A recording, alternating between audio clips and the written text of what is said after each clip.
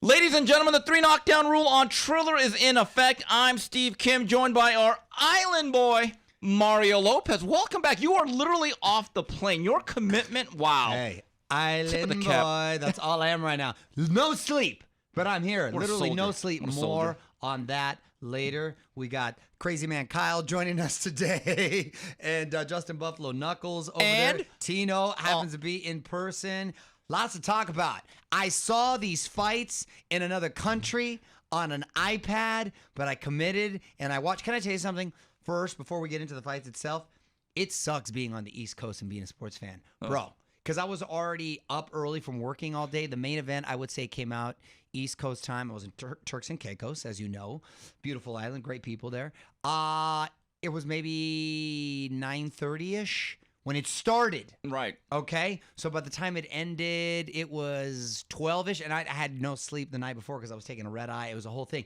But I just kept thinking, oh my gosh, if this is Monday Night Football, you get spoiled being on the West Coast, being a fan. And it's an issue we talked about a few weeks ago. Exactly. Well, I experienced it. That's why I brought it up. I get it. On a pay-per-view, you want at least a 2-hour lag time before the main event to procure buys, but there comes a point in time.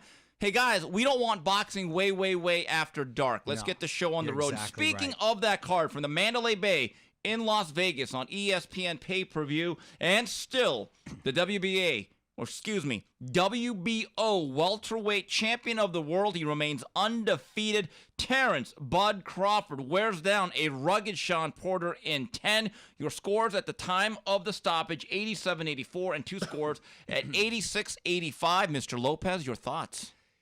Well, Mr. Kim, here's the deal. I thought I like both fighters. I like Porter because he's always never really backs down from anyone. I feel he has a I'll fight anyone sort of attitude, comes well prepared, high motor.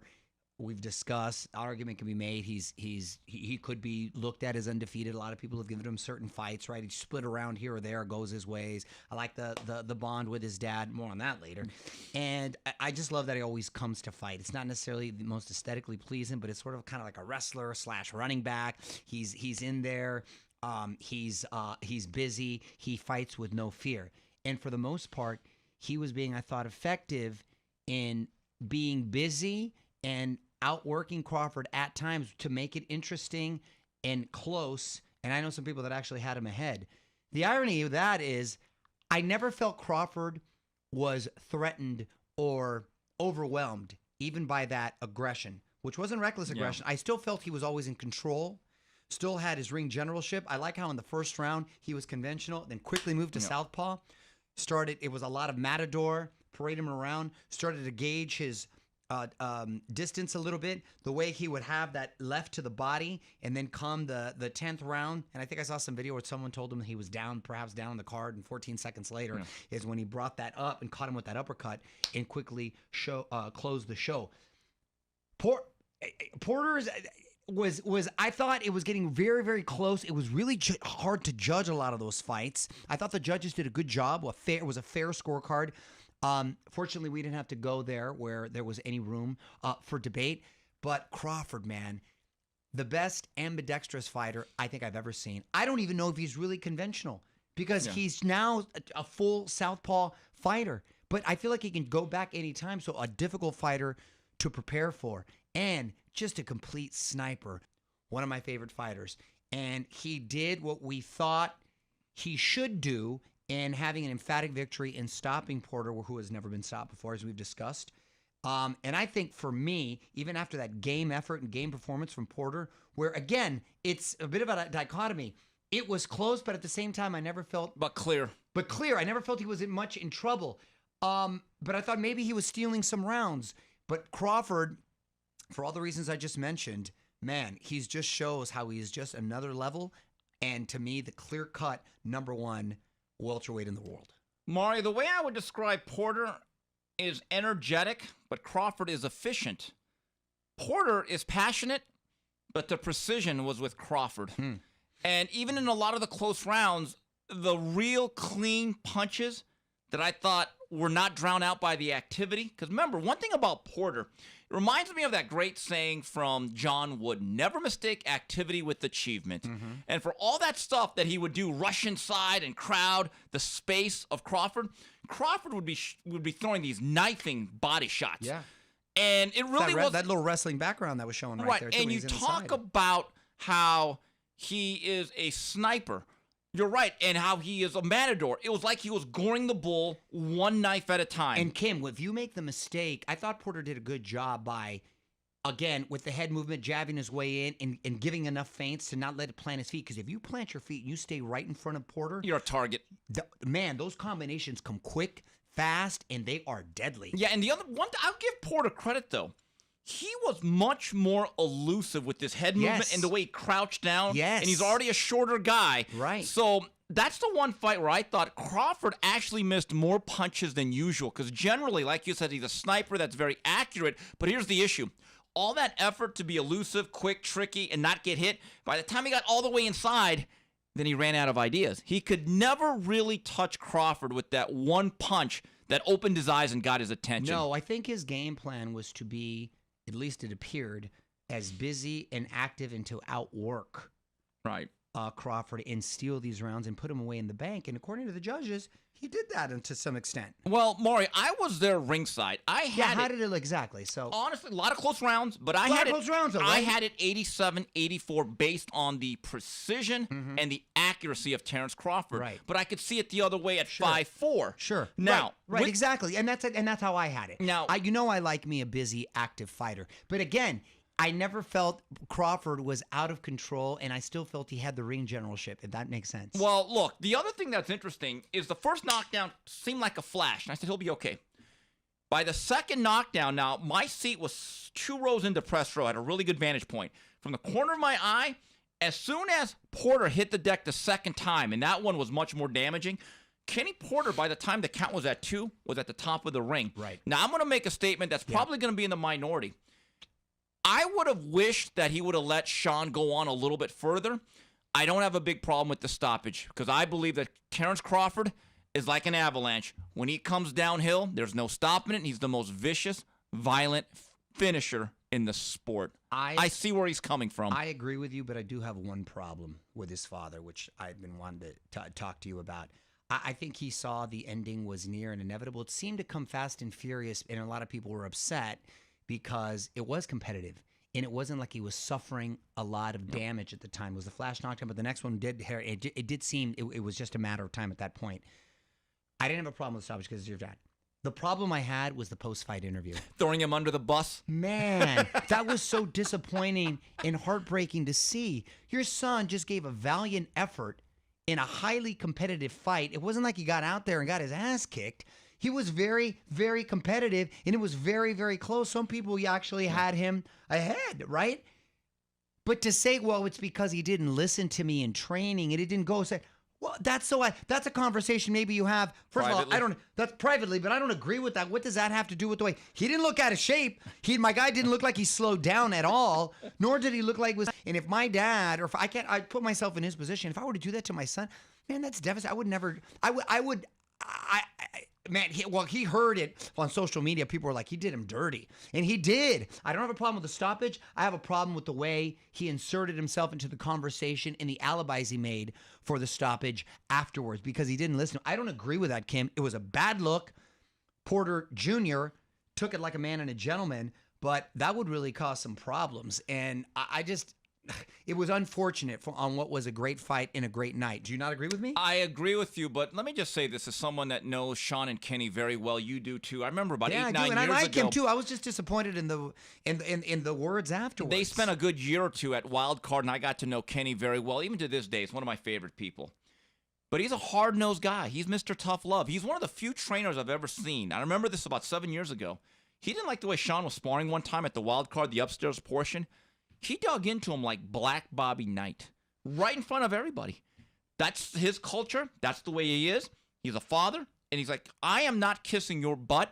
And I think that was his way of staying on brand. However, I get that. But Mario, I get that. But if you're in a coach, gym, and if you're in front of a national TV audience, when your son, and it's after the fact, But when you're in the gym, you could still work on stuff and it could still motivate you. The fight is now over. It's time to be a dad. Right. And I would have had a lot more respect. Good job, in kid. Pat him on the back. Pat him on the back. Not kick him in the butt. And say, you know what? I'd rather err on the side of caution and not see my son take unnecessary blows. I'm proud of him tonight. Boom. Then go back and say whatever you got to say. And the other argument I would have is... That's just me. And the other argument I would have to Kenny is like, Kenny, if you didn't like the way your subject or your player or boxer was practicing, you have the power to say a month ago, hey, this ain't working. I don't like it.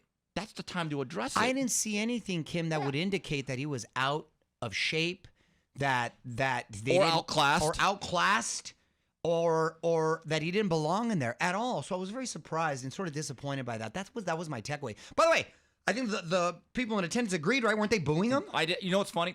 When you're ringside, you can't really hear the interviews. You heard it later, though, right? All of a sudden, it's funny because Kenny's being asked a question, and I'm at the typewriter or my computer. All of a sudden, I hear booing. I go, "What did Kenny say?" And when I read it, I was like, "Ooh, Kenny. Oh boy." It's just not a good look. I was just sad. Were you surprised? I know we were at the post-fight press conference when Shawn Porter announced his retirement. All the more reason. And then you're going to go out on that note? Not with, you know what I mean? It could have been a nice, poignant moment with Dad. I know not everything's a fairy tale, but that could have been. Let me ask you something. Do you think that was a surprise decision? He was speaking from emotion, or do you think, regardless of the outcome of the fight, that was going to be the case? Shawn has done a great job the last 2-3 years of creating an afterlife, the announcing, hosting his own podcast. Yes. He has options, unlike other guys. I like that, and he seems to me like he's not a guy that's going to be silly with his money. He's probably invested it well, and he's done well. And if it is the last we see of him, hell of a career. Very proud of him, and I think he's leaving with all his faculties, and he's a good little announcer. But let me ask you this. Do you think he should retire? What if he were to get in a new environment and maybe get a new trainer and still be in the mix? Oh, God. So I do wonder if his dad would have said, hey, son, great job. If he would have said, you know what, we can do this again. I do wonder about that. If his father would have patted him on the back instead of kind of throwing him under the bus. I did ask Kenny Porter about the decision, and he said, look, I just found out just like you did, but I get the sense that Kenny... So it might have been on passion. Kenny actually said to me, like, Steve, I'm kind of relieved now. I could just be a father. Yeah. We're at the end. Tomorrow morning, I will be able to look out of my window at his house, right across the street from me. I will be able to play with my little G-Man. That was my grandsons. I will be able to walk my dog over to his house. I will be able to hug my daughter-in-law. And I will be able to love on my son. So we won before we got here. We were already winning. It's just what's expected in the ring, but in the biggest part of this picture, when this thing is over with, I'm still his father. He's still my son. And he says, Steve, I want to get him out of this game clean. Of course. And in that respect, he's one of the few fighters that beat the system. It's a happy ending. Hey, listen, and as rugged as he is, and his style being as aggressive as it is, I don't remember seeing him in too many wars. Does that make sense? Yeah, he was physical, but he wasn't banged up. Exactly. He wasn't banged up. So, yeah. So that makes me think two things. One, I think he's still got some more miles on that odometer if he wants. Yeah. If he wants. Right. Okay. Until I see someone actually go out there and I don't see the quick hands. That was the best Shawn Porter I've seen in a while. That's the irony. That, to me, was it not to you? That was the best I've seen in a while. And a very effective one. So had I seen some slippage or he was really accumulating a lot of punishment, then it's different. So it's one of those, I guess better too soon than too late. But who knows if it would invigorate him if he were to get a new trainer. You know what invigorates fighters, though? Reminds me of that old story of George Foreman. Before he had retired after losing to Holyfield. So from 92 to 93 is kind of out there in the gray area. And so there were rumors that Tommy Morrison wanted to fight Foreman. Sure. So the money at first was $4 million. And George Foreman said, my wife said, you go into that ring, I'll kill you. Then they said to $5 million. They said, George, don't even think about it. Then it got to $8 million. And the wife said, George, don't tell me you're afraid of that Morrison now. So that things change. Okay, so the perspective changes. Yeah. Sure. Going back to Crawford real fast. Yeah. He's the fourth man to beat him, but unlike Errol Spence, Thurman, and Kell Brook, he stopped him. It was the most definitive defeat he ever handed him. That's got to be a major feather in the cap, doesn't it? Major feather, and not only that, again, it was the best version of Shawn Porter that I've seen in a long time. He was really well prepared. I think he had a great strategy and plan. So, look, like I said, to me, Terence Crawford is the best welterweight in the division, and that's including with Errol Spence. Still the cream of the crop.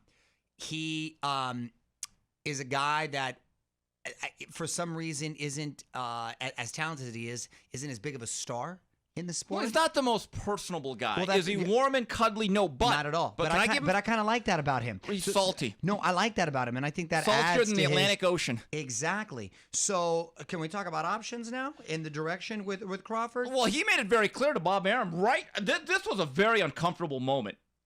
And my last question for you, obviously you're becoming a free agent. Bob said if he would talk to you about individual fights. He mentioned Spence, he mentioned Josh Taylor. Is there any individual fight out there that appeals to you more than others? And secondly, when do you make the decision? How do you kind of go through it and come up with your decision? Well, I'm pretty sure my decision is made already. Bob couldn't secure me the Spence fight when I was with him. So how you going to secure me the Spence fight when I'm not with him? So, I'm moving forward with my career right now. Someone said, well, have you thought about your options and maybe staying fight by fight with Top Rank? And he just basically said, right next to him, well, if Bob couldn't get me certain fights when I'm with him, why would I get anything without him? In other words, he said, nice knowing you. It's never personal. Do you think that fight gets made now? I'm hearing rumors, yes. Errol Spence was finally at another show. That's now, right. as soon as he got booed, he just up and left. Not exactly a clubber-laying moment. I heard that it's because he was upset about the stoppage early. Why would he care? Why would he care? I don't know. Why would he care? I don't know, but from what I've seen, I would still favor Bud. So would I. We in had talked that about fight. possible slippage, but it's that old line from Eric Dickerson. Yeah, I may have lost a step.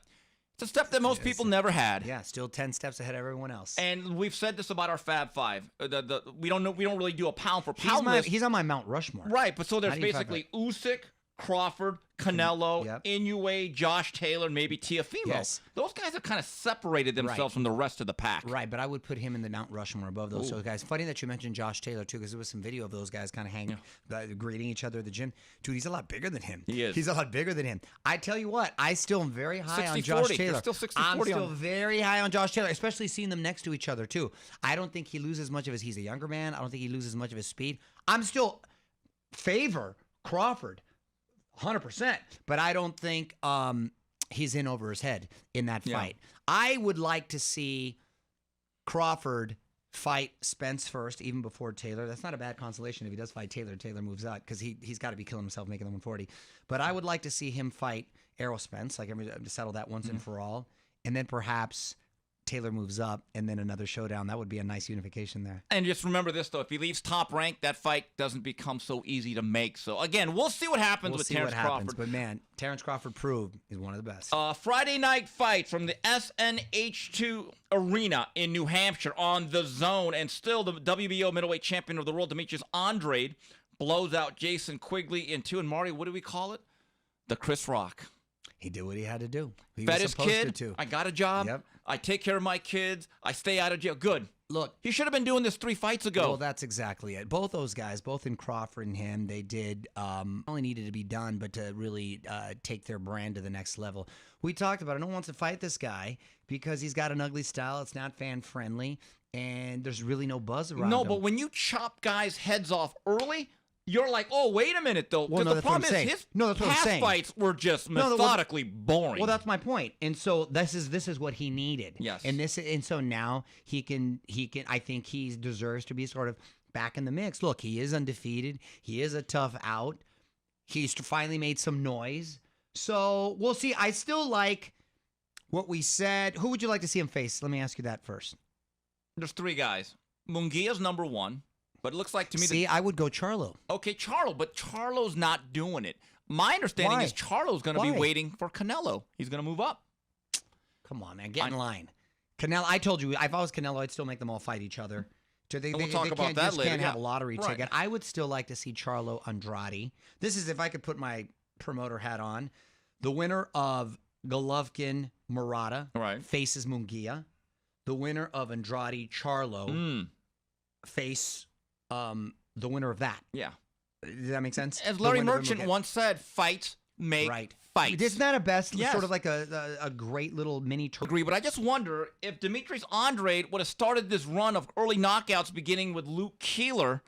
And see, here's the thing. When you have early knockouts and you rack them up, it almost doesn't matter to the general public who you're facing. Because I remember John the Beast Mugabe, who became #1 in all 3 sanctioning bodies, was 25-0 or 26-0. Every single fight was a knockout before he faced Marvin Hagler.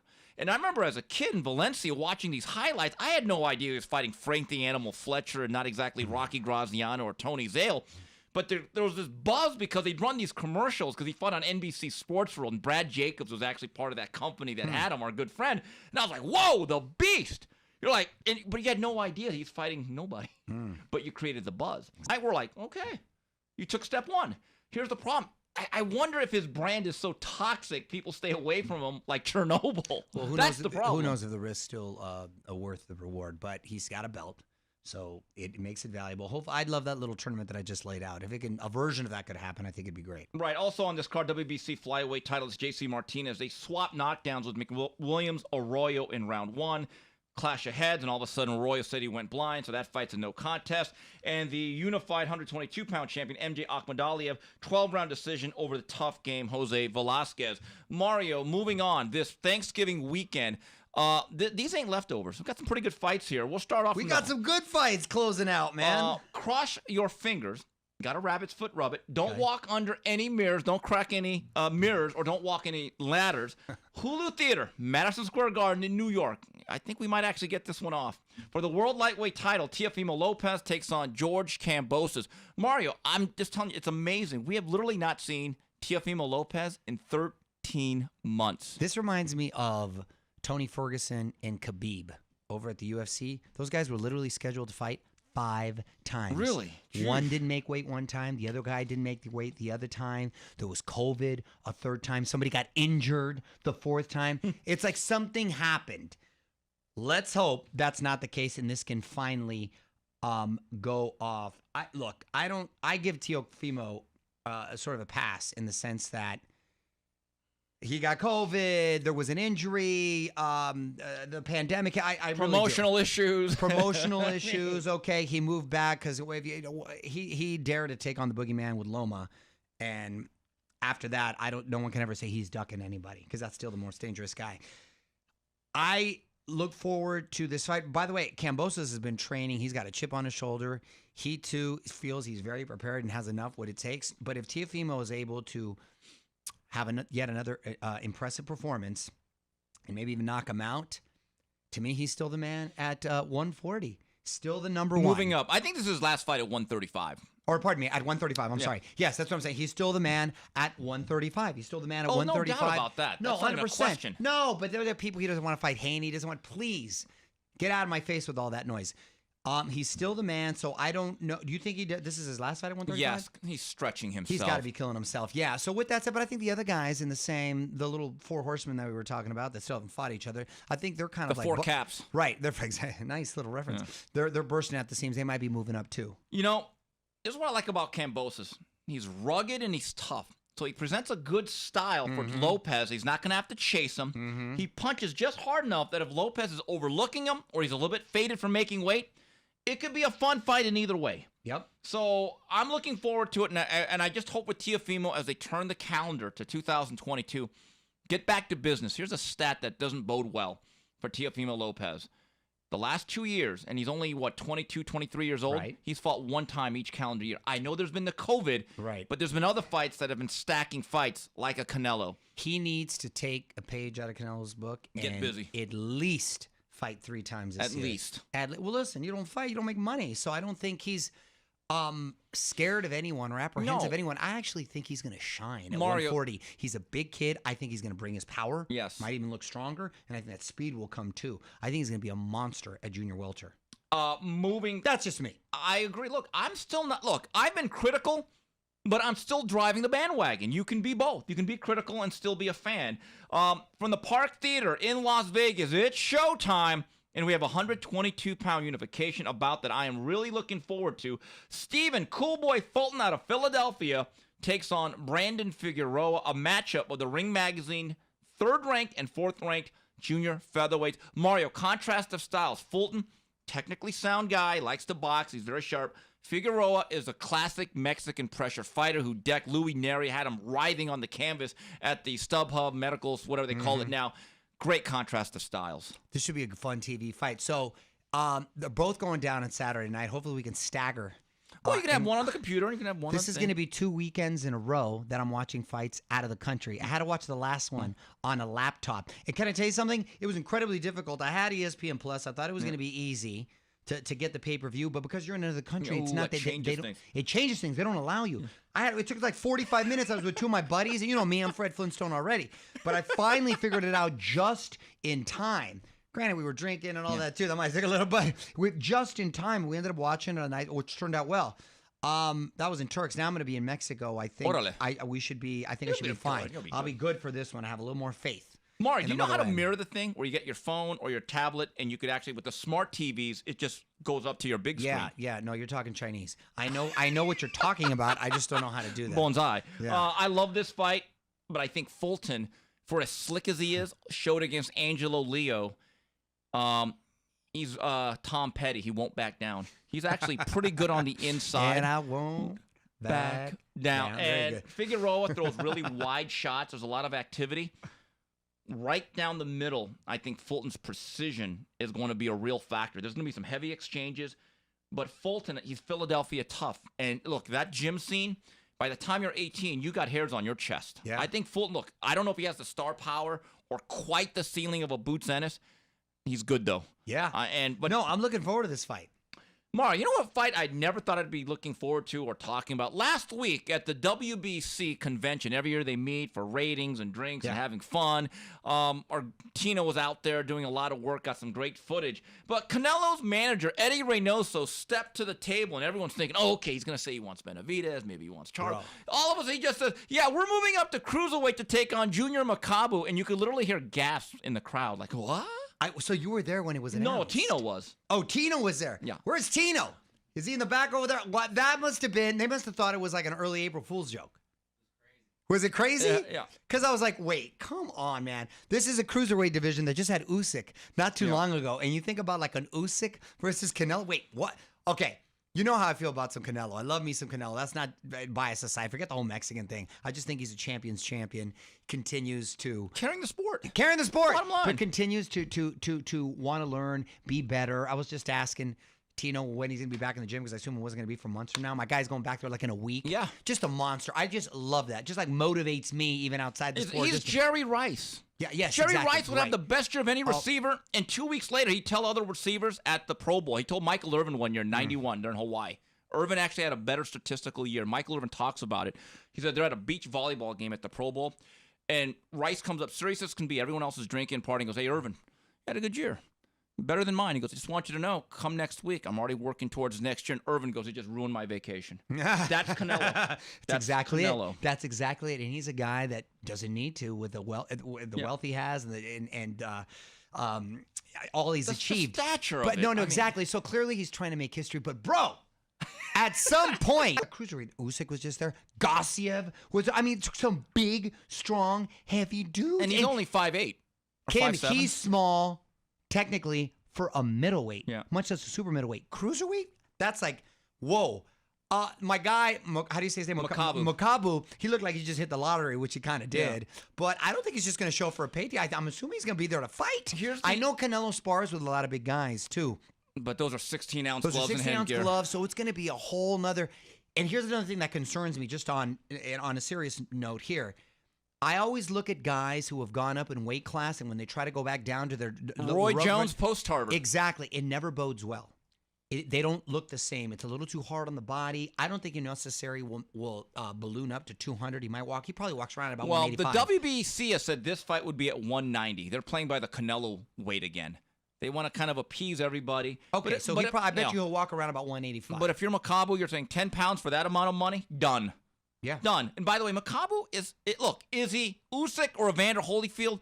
No. But he has a title, Kim. They just don't give those out. and You have to win and fight to be in those. So he's everybody that's trying to say, oh, we picked the easy. He's solid. That's what pisses me off. It was like, because he's trying to avoid Charlo. Because he's trying to avoid Andrade. Get out of my face. My guy went up to cruiserweight. How can you have any sort of argument about that? And he's like, the easiest guy in the division. Easiest guy in the division. He's a champion. They just don't hand out those belts. Mar, I got he a had question. to fight and win to get that. I have a question. Remember last week I talked about Commissioner Alvarez basically saying, hey, before you get to me, you got to go to him, and him. Right. Do you think he's doing this to actually give the notice, hey, guys, earn it.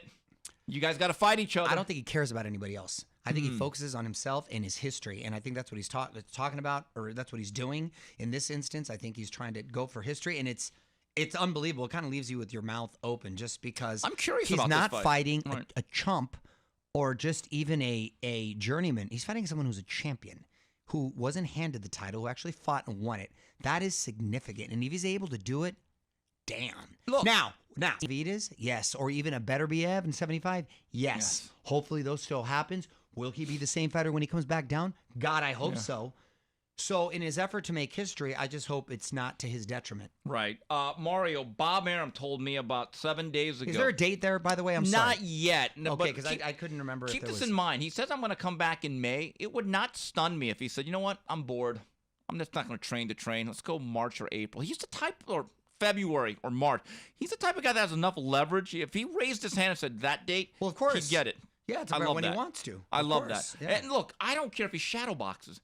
It's a big night. Anytime he fights, I circle that date in red, and I said, don't make any plans. Not that I had any anyway, but it's a big night for boxing. Hey, listen. Well, I think his star power was proven when he went up against a hell of a UFC card And did real numbers. and did real numbers and did twice the numbers of Yes. UFC. So that was huge. By the way, remember that was the same night that Dana Yeah. That's the bet? Colby Covington fight. Yes, exactly. Hell of a card. Look at Dana sent me. He loves because he knows I trip out on his bets. Dana sent me this. Look at that. He bet 100,000 Crawford by knockout. Ooh. Whoa. That's some big Collected money. 240. Some big Can money. you believe that? He loved because I go because he knows I always trip out on it. It's like, dude, when you just have 100 grand to put by, I go, ooh, by knockout, Dana. And I go, that's a tough one. And he ended up winning that rat bastard. He won the last one too. Yeah. Okay. So let's stop the GoFundMe campaign for Dana But my White. point is, Yeah. he was watching that too, and he had a fight that night as well. Bob Arum told me about a week ago, looking ahead to 2022, and I asked him about what's going to shake out between some of your featherweights and junior lightweights and lightweights. And he said 2 fights he'd like to make: Lomachenko against Shakur Stevenson and Navarrete against Oscar Valdez. I hope those those. happen. I hope those happen. Although like those. Navarrete made some noise on social media that he's a free agent, I'm hearing that's going to be contested by Top Rank. Sure. Again, let's let the business work itself out. All right, we come back on the 3 knockdown rule on Triller. We finish things off with a preview of an upcoming fight on Saturday, Ask Mario, and Final Flurries. There it is. And we're back on the 3 knockdown rule on Triller. Steve Kim, Mario Lopez, talking all things combat. And I say that because Saturday night, I mean, it's really busy with a lot of action. And Saturday night, again, it's going to be some fight fever on Triller. Global Life Field, Arlington, Texas. It's going to be Triad Combat, which is kind of this hybrid boxing and MMA in a triangular ring in 2 minutes. And it's going to be boxers versus MMA fighters. Now, Mario, you saw the preview video of Sean Wheelock, who kind of came up with this concept. Me gusta?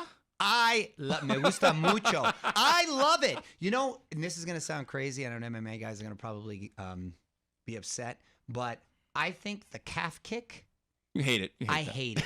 I'm going to tell you why I hate it. Because it takes out so many elements of the rest of the martial arts that they're involved. And it does just as much damage to the person that is doing the kicking.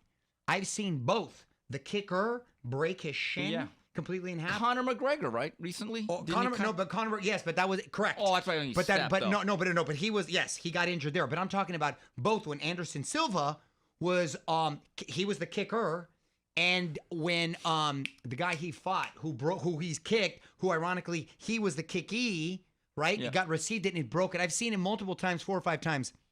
Those kicks, you do as much damage both in receiving and delivering the blows. And I think it ruins fights, and the fighters themselves, it does detriment to the fighters themselves. I just don't like it. What I like about this, it's kind of cool with the triangle ring. That's kind of fun. What I like about this is they're still grappling, but it doesn't go all the way to the ground. No, It's almost like a legit street fight. No elbows, no headbutts, obviously. And you're allowed to do underhooks, overhooks, uppercuts to the body, to the fed. All your You can typical- weapon- So you put your arm over. It's a wrestling move. Crank down on it. And it's no knees, so it's a little grappling inside fight with some wrestling. I like it. It's my kind of fight. Like if it was my kind And of Mario, fighting. it looks to me, judging by that video with Mr. Wheelock, they're going to use smaller gloves. Yes. Because they have to be able to hook and Right, grab a little. exactly. Oh, wow. No, it's gonna Oh, be boy. fun. I'm really looking forward to the way it. I think visually it's gonna look really cool. And then the Triller's really like, as far as the production too, they're gonna have Metallica. You know why? Because nothing else matters. Oh my god. So anyway, yeah. Oh so, my so God, one of the dude. fighters better come up to enter You're not the even a Sandman. dad, and you got dad jokes.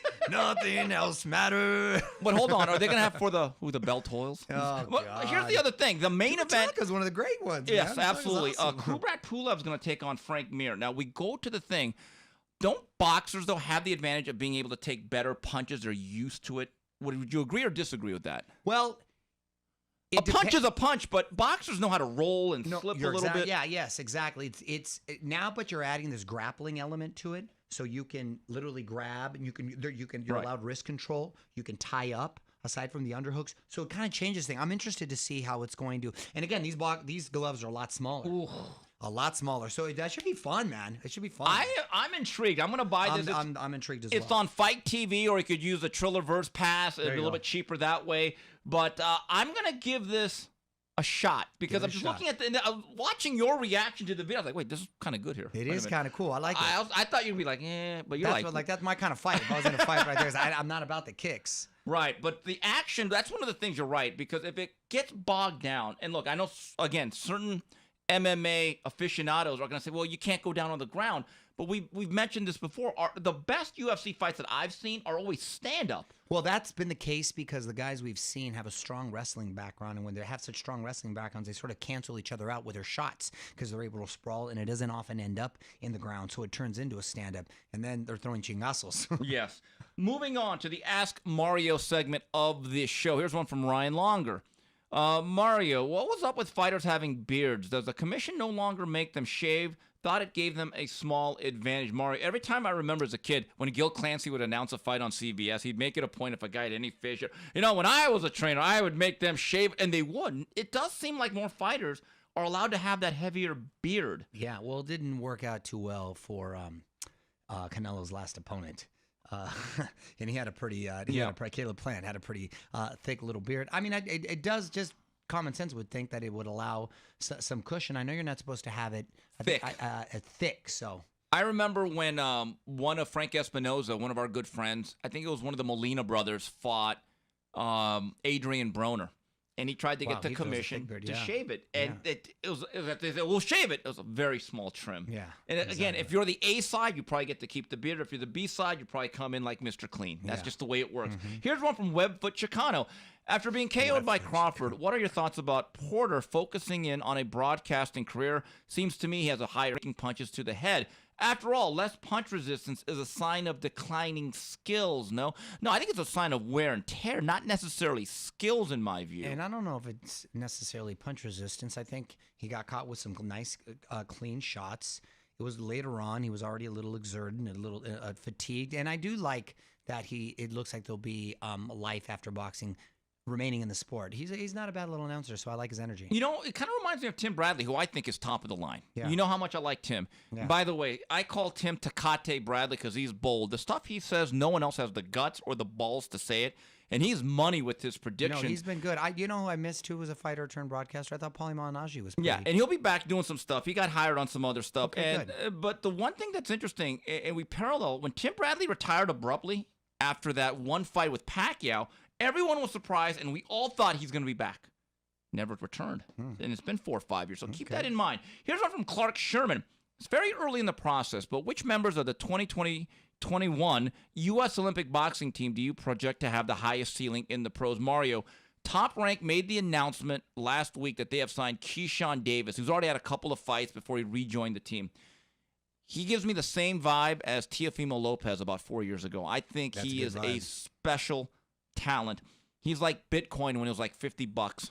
I would invest hand over foot him. He's got the charisma. He's got the talent. He's got the skills. He's got everything. Real deal. I think he's going to be special. By the way, you know the whole Olympic U.S. team has basically been signed by Top Rank. They usually got a handle on that. They got like a straight conversation, like a root right Duke there. Reagan's on the team. Troy Isley, brothers on the team. So they have a bright future. Here's one from Carlos Ortiz. Do you think we'll ever get a legendary night on Castillo versus Corrales? Winky Wright was at the fight this past weekend. I remember him being on the phone during round 10. Mario, I don't remember. First of all, yes, I love legendary nights in general. But even though that's on Showtime, though, that was on that fight. I know, but they should still do a documentary on the dog. Or a version of like their legendary nights, right? You know, I remember seeing James Toney in the audience. I don't remember Winky. Yes, he was there because no, I'm sure he was, but I just don't remember seeing him. Winky was James was there too, though, right? Yes, he was. And what happened was because he was with James Prince. James Prince is also the manager of Diego Corrales. So when James Prince's fight, especially then when his fighters would box, they would certainly be a presence. And Winky Wright's one of the nicest guys. It's great to see him I heard he loves golf. I heard all he does Didn't see golf. that one coming. Yeah, he was always one of the most friendly guys. He's a good guy. What a great craftsman. I thought in his prime, he may have been maybe top 4 or 5 pound for pound at his best. Great job. When he beat Trinidad in person, I was there. That was very impressive. Oh, 12 rounds of a shutout. I mean, from the first 30 seconds, I said this fight's over. You could just tell it was not a good style for Canelo for Trinidad. Here's a question I wanted to get in there as I look forward. B-Drews, I find this to be interesting that people still have their doubts. Mario, Bud has always passed the eye test. Bud is Shawn Porter, Crawford's first hang-your-hat-on win for Hall of Fame. I think you can't just go by individual opponents. It's sort of his body of work and how impressive he's been in dismantling his opponents and in the manner in which he's done it, to me. Mario, champion at 135, beat Ricky Burns on the road. That's kind of tough.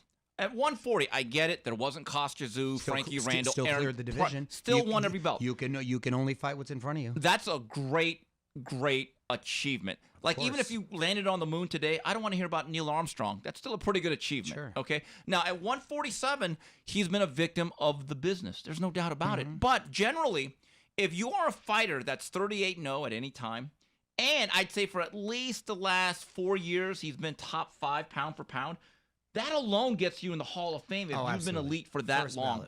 Your words, body of work, I think he's going to get his fist encased in Canastota, no doubt about it. No doubt. Mario, what was your weekend like at that fancy island of yours? You can't get into it though. You'd have to kill me if you told me. Well, it was a secret project. They get very sensitive. I can't talk about it, but it was a lot of fun. It was a quick trip. I was taking red eyes. Red eyes suck to get over there, but it was in the Caribbean, and I applied the work hard, play hard mentality, and so I took a red eye.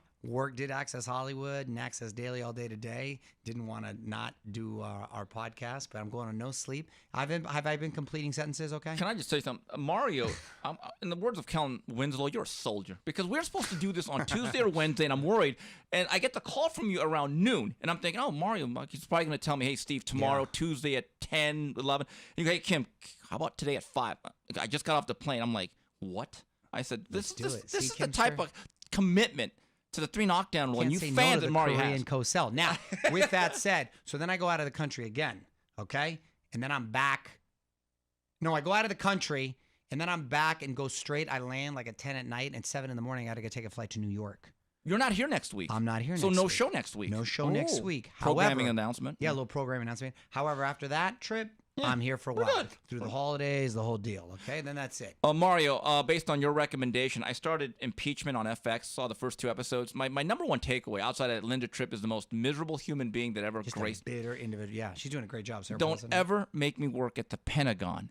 I mean, it's so depressing. It seems much I mean, especially if you're coming from the West Wing. I mean, I almost felt bad for Linda Tripp. I'm thinking, oh my God. You got to finish watching it. Yeah, I am. I'm gonna binge watch that. The Chargers. One thing. So I missed a hell of a game. You did. They almost gave it away. One thing I want to notice that I've noticed about the Chargers, and I thought this would end a little bit after they left Carson. They don't play any real home games. Well, they don't. And again, look. Obviously, they're new to the city and everything, but a lot of it too. And not so much for the Rams, but a lot of the away teams, when they're looking at the schedule, they want to come to L.A. to make a weekend out of it. I don't see too many people circling Cincinnati Las Vegas must be the same thing. Or Las Vegas, exactly right. Those two cities, Miami maybe. That's about it. You know what it reminds me of? Other than that, you're not going to Seattle. No. You're not going to Cincinnati. Cleveland. Or Cleveland. You're not going to Cleveland. Kyle went to the game. Mario, He you know was what's there. interesting? It My reminds- brother-in-law Mario, came from there. He went out there. It reminds me of another team that came from San Diego to LA, the Clippers. This is before you became But wait a LA. minute. Let me correct you, my dear friend.